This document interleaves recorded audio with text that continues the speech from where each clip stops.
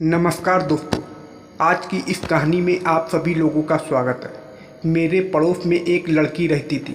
वह बहुत ही सुंदर थी। मैं उसे पसंद करता था और वह भी मुझे पसंद करती थी। एक दिन वह मेरे घर आई। उस दिन मैं घर पर अकेला था और मौका अच्छा था, तो मैंने उसे पकड़कर। भाई लोग, आज की कहानी बड़ी मज़ेदार होने वाली है, तो पूरा वीडियो ज़रूर देखना। यह बात 2 साल पहले की है, जब मैं 24 साल का था और कॉलेज में पढ़ता था। हमारे पड़ोस में एक परिवार रहता था। उनके साथ हमारी अच्छी बनती थी। हमारा आना जाना भी अच्छा था। उनके घर में अंकल आंटी और उनकी बेटी और एक बेटा रहते थे। लड़की का नाम निफा था और वह 20 साल की थी। वह कॉलेज जाना शुरू कर चुकी थी। निफा का भाई उससे 2 साल बड़ा था। वह बाहर रहकर नौकरी कर रहा था।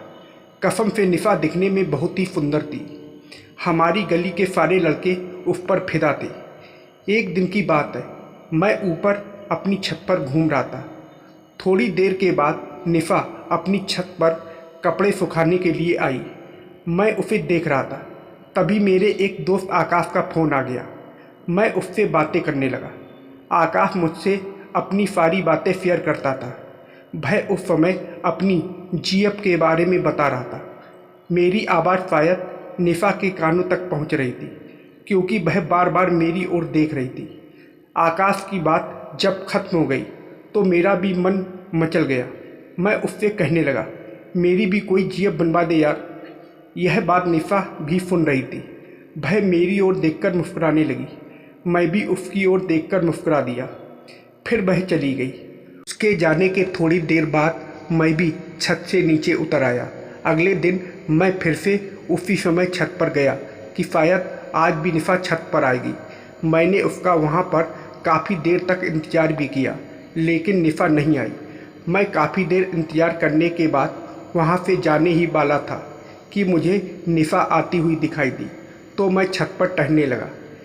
मैंने देखा कि निफा कुछ कपड़े सुखाने आई थी। हम दोनों की नज़रें मिलीं और दोनों एक दूसरे को देखकर मुस्कुरा दिए। भाई लोग, जब निफा मुस्कुराती थी, दिल में एक कसक सी उठती थी। उसकी मुस्कान बहुत ही प्यारी थी। उस दिन मैंने सोचा, अगर मैं थोड़ी सी कोशिश करूं तो शायद बात बन सकती है। ऐसे ही दिन गुजरने लगे, लेकिन बात कुछ खास आगे नहीं बढ़ पा रही थी। मैं सोच नहीं पा रहा था कि उससे बात कैसे करूं। एक दिन की बात है, मैं दोपहर में अकेला था और घर पर आराम करते हुए ड्रिंक पी रहा था। पापा काम पर गए थे और मेरी माँ पड़ोस की एक आंटी के यहाँ गई हुई थी। घर में मेरे अलावा कोई नहीं था। तभी निफा आ गई। वह माँ के बारे में पूछने लगी। मैंने कहा, माँ तो अभी घर पर नहीं है। मैंने पूछा, कुछ काम था क्या? अगर मुझे बता सकती हो तो बता दो, मैं माँ के आने के बाद उनको कह दूँगा। वो बोली, मुझे फूड के बारे में पूछना था।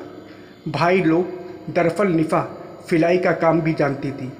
मैंने कहा, तो फिर तुम थोड़ी देर इंतज़ार कर लो, माँ आती ही होगी। उसके लिए मैंने एक गिलास में ड्रिंक ला दिया। वह पहले तो मना करने लगी, लेकिन मेरे बार बार कहने पर वह भी पीने लगी। मैं उसके सामने कुर्सी पर बैठा हुआ था और उसे ही देख रहा था, और शायद निफा को भी यह बात पता थी कि मैं उस पर ट्राई कर रहा हूँ। फिर हम दोनों आपस में बातें करने लगे। बातों ही बातों में मैंने उससे पूछ लिया, तुम्हारा कोई बीएफ है क्या? तो वह मेरी ओर ऐसे देखने लगी जैसे पता नहीं मैंने उससे क्या पूछ लिया हो। मैं सोचने लगा कि शायद मैंने उससे यह सवाल करके कोई गलती तो नहीं कर दी ना। उसने फरमा कर अपना चेहरा नीचे कर लिया। 5 मिनट वह बैठी रही और फिर उठकर जाते हुए बोली, मैं बाद में आऊँगी। उसके बाद वह जल्दी से निकल गई। फिर वह 2-3 दिन तक मेरे सामने नहीं आई। तीसरे चौथे दिन वह छत पर आई। मैं पहले से ही छत पर था। मैं उसकी तरफ पीठ करके खड़ा हुआ था। वह बोली, रवि क्या कर रहे हो? मैंने पीछे मुड़कर देखा तो निफा खड़ी हुई थी। उसने सूट और सलवार पहनी हुई थी। उस समय वह बहुत ही सुंदर लग रही थी। वह बोली, क्या हुआ, कहाँ खो गए? मैं बोला, कुछ नहीं, बस ऐसे ही खड़ा हुआ था। तुम बताओ कैसी हो? वह बोली, मैं ठीक हूँ। उस दिन मैंने तुमसे कुछ पूछा था, तुम बिना बताए ही चली गई। वह बोली, क्या पूछा था? मैंने कहा, तुम्हारे बीएफ के बारे में। मेरी बात पर वह फिर से शर्मा गई और वहाँ से चली गई। मुझे समझ नहीं आ रहा था कि अब मुझे क्या करना चाहिए। एक दिन मेरी मम्मी ने मुझे निशा के घर कुछ काम से भेज दिया। उनके घर में कोई नहीं था, निशा अकेली थी। मैंने सोचा आज तो अच्छा मौका है, इससे सारी बात पूछ कर ही रहूँगा। उनके घर जाकर मैंने निशा से पूछा, आंटी कहाँ है? वह बोली बाहर गई हुई है। मैंने कहा ओके, थोड़ा पानी मिल सकता है क्या पीने के लिए? वह मेरे लिए पानी लेकर आई। मैं बैठकर पानी पीने लगा। मैंने पानी पीते हुए फिर से उसके बीएफ की बात छेड़ दी। अब की बार वह गुस्से में आ गई और बोली, नहीं है मेरा कोई बीएफ। मैं यह सुनकर खुश हुआ और लगा कि अब तो शायद बात बन सकती है। वह भी सिंगल है और मैं भी सिंगल हूँ। उस दिन के बाद फिर निशा मेरे साथ खुलकर बातें करने लगी। यह सिलसिला कई दिनों तक चला। मैं उसे पसंद करने लगा था, मगर बोलने से डरता था कि कहीं ये किसी को कुछ बता ना दे। वैसे निशा को देखकर भी यही लग रहा था कि वो भी मुझे पसंद करती है।